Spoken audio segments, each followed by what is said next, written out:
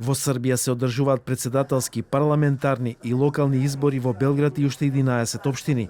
Според анкетите се очекува убедлива победа на актуелниот претседател Александар Вучич и на неговата Српска напредна странка.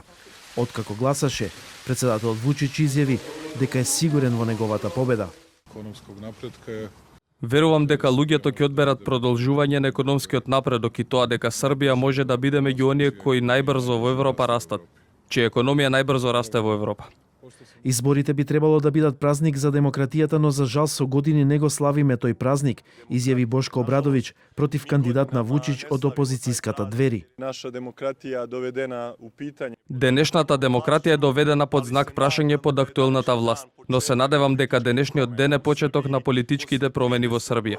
Главниот против кандидат на Вучич е пензионираниот воен генерал Здравко Понош, кој се појави како изненадувачки кандидат на проевропската опозиција.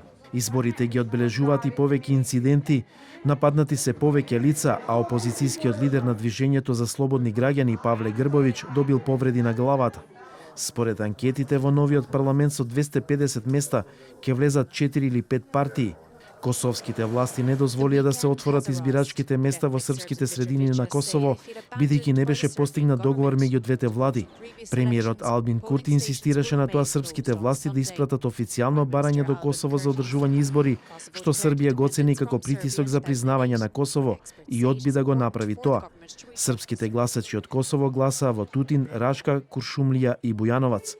5 години по освојувањето на првиот претседателски мандат, Вучич останува доминантна сила во Србија, повикувајќи на мир и стабилност во време на руската инвазија врз Украина. Критичарите на Вучич го винуваат дека ја држи власта со цврста контрола врз медиумите и државните институции, а според некои анкети, 43% од испитаниците не веруваат дека изборите ќе бидат слободни или фер.